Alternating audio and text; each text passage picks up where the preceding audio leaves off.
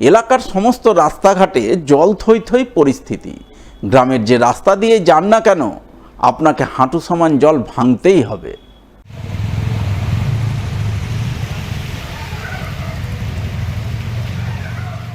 হ্যাঁ, এই ছবি দেখে হয়তো ভাবছেন বন্যা পরিস্থিতি, কিন্তু মোটেও তা নয়। বৃষ্টির জল জমে জলমগ্ন পরিস্থিতি তৈরি হয়েছে মালদার কালিয়াচক ১ নম্বর ব্লকের গয়েশবাড়ি গ্রাম পঞ্চায়েত এলাকায়। গয়েশবাড়ি গ্রাম পঞ্চায়েতের ঠিক সামনে থেকে গোটা চাষপাড়া জুড়ে গত সপ্তাহখানেক ধরেই জলমগ্ন পরিস্থিতি তৈরি হয়ে রয়েছে। ফলে সাধারণ মানুষের দুর্ভোগ ভোগান্তি উঠেছে চরমে। এলাকাবাসীর অভিযোগ, চাষপাড়ায় সঠিক নিকাশি নালা নেই, যা আছে তাও নিয়মিত সাফাই হয় না। সেই কারণেই অল্প বৃষ্টিতে এলাকার সমস্ত রাস্তাঘাট জলমগ্ন হয়ে পড়ে। সমস্যার কথা বহুবার পঞ্চায়েতকে জানানো হয়েছে, কিন্তু কোনো সমাধান হয়নি। এই অবস্থা হয়েছে এখানে, প্রায় অল্প বৃষ্টি হলে এখানে জল জমে যায়। আর এরিয়াতে গোড়া গয়েশবাড়ি পঞ্চায়েত অফিস, সামনে পঞ্চায়েত অফিস, তারপরে গয়েশবাড়ি পুরো গ্রাম, লগভগ মোটামুটি আপনার ২৫,০০০ লোকের বাস এখানে। সেই অবস্থা এমনই হয়েছে যেখানে লোক চলাফেরা করতে পারে না, এমনকি যে গাড়ি রাস্তা কোনো গাড়ি চলাফেরা করতে পারে না। ব্যবসা বাণিজ্য আমাদের খুব ডিস্টার্ব হয়েছে। জল মোটামুটি ২০ দিন আগে থেকে জমে আছে। অল্প কোনো সময় বৃষ্টি হলে রাস্তায় জল জমে যায়, কিন্তু এটা সমাধান কেউ করছে না। প্রশাসনের দিকে এটা লক্ষ্য করা যায়, তাড়াতাড়ি ব্যবস্থা না হোক। এদিকে এই সমস্যার সমাধানে সোমবার পঞ্চায়েত সমিতি এবং জেলা পরিষদের স্থানীয় জনপ্রতিনিধিদের নিয়ে বৈঠকে বসেন কালিয়াচক ১ নম্বর ব্লকের বিডিও সত্যজিৎ হালদার। তিনি বৈঠকে সমস্ত দলের প্রতিনিধিদের সঙ্গে আলাপ আলোচনার মাধ্যমে জমা জল নিষ্কাশনের জন্য প্রাথমিক পর্যায়ে নালা কাটার সিদ্ধান্ত নেন। সেই মতো জেসিবি মেশিন নামিয়ে নালা কাটার কাজ শুরু হয় এবং পরবর্তীতে ড্রেন সাফাই ও ড্রেন সংস্কারের কাজ করার সিদ্ধান্ত গৃহীত হয় বলে জানা গেছে। আলতাপিয়ার যে জায়গাটা আছে, যেগুলোতে যেখানে মাটি পড়ে আছে, সেই জায়গাটা আমরা কাটানোর ব্যবস্থা করছি। এখনই ইমিডিয়েটলি সেটা কাটানোর ব্যবস্থা হবে এবং পরবর্তীতে যখন জলটা কমে যাবে তখন আমরা ড্রেনটা ক্লিনিং করার ব্যবস্থা করব। এই কাজটা আমরা খুব দ্রুতই সম্পন্ন করব। সেই সব সমস্যা থাকবে না। আমাদের হান্নান সাহেবও প্রতিশ্রুতি দিয়েছেন এবং সভাপতিও প্রতিশ্রুতি দিয়েছেন। ব্যবস্থা এখন জলটা নামানোর ব্যবস্থা করতে হবে, সেটা করা হচ্ছে আর্জেন্টলি। ২-৩ দিনের দুদিনের মধ্যে হবে। আর পার্মানেন্ট করতে গেলে সেটা তারপরে হবে, ড্রেনটা পরিষ্কার হবে। তারপর পার্মানেন্ট করতে গেলে আমাদের পঞ্চায়েত সমিতি আছে আর আমাদের জেলা পরিষদ আছে, সেই জেলা পরিষদ বা আর অন্য কোনো ফান্ড থেকে সেই টাকা দিয়ে ওই ড্রেনটা আরও বৃদ্ধি করা হবে।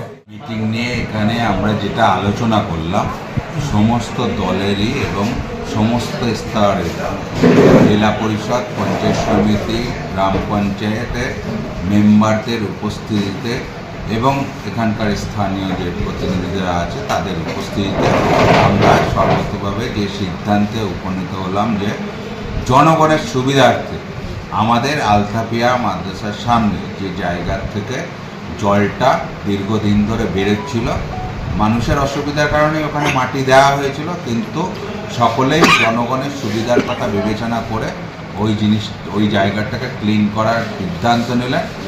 পাশাপাশি যেহেতু রাস্তায় এখন জল জমে আছে, ওই ড্রেন মারফত জলটি যখন বেরিয়ে যাবে তখন ড্রেনটি ক্লিয়ার করা হবে। ওই ড্রেনটি ক্লিয়ার করার পরবর্তীতে কিছু রিপেয়ারিং ওয়ার্কের প্রয়োজন আছে। সেই কাজটি সম্পন্ন করার জন্য পঞ্চায়েত সমিতি, গ্রাম পঞ্চায়েত এবং জেলা পরিষদ উভয়ই দায়িত্ব গ্রহণ করেছেন। ডেঙ্গু রোগের প্রকোপ থেকে শহরবাসীকে রক্ষা করতে বিশেষ উদ্যোগ নিল পুরাতন মালদা পৌরসভা। উদ্যোগের অঙ্গ হিসাবে এক সচেতনতামূলক বৈঠক করল সোমবার। বৈঠক অনুষ্ঠিত হয় পৌরসভার জয়গোপাল গোস্বামী ভবনে। উপস্থিত ছিলেন পুরাতন মালদা পৌরসভার চেয়ারম্যান কার্তিক ঘোষ, পৌরসভার স্বাস্থ্য বিভাগের কোঅর্ডিনেটর সাধন দাস সহ অন্যান্যরা। এদিনের বৈঠকে পৌরসভার ডেঙ্গু বিজয় অভিযানের সঙ্গে যুক্ত সার্ভে ও স্প্রে কর্মীরা অংশ নেন। তারা ডেঙ্গুর প্রকোপ রুখতে বাড়ি বাড়ি গিয়ে কিভাবে সাধারণ মানুষকে সচেতন করবেন সেই ব্যাপারে তাদের প্রশিক্ষণ দেওয়া হয় বলে জানা গেছে। ডেঙ্গু নিয়ন্ত্রণ টিম আমাদের শহরের যে সার্ভে টিমটা রয়েছে, সেই সার্ভে টিমটাকে নিয়ে আমরা আজকে ওয়ার্কশপ করেছি। বিভিন্ন আলোচনা হয়েছে আগামী দিনে কি করে এই শহরকে ডেঙ্গু মুক্ত শহর করা যায়।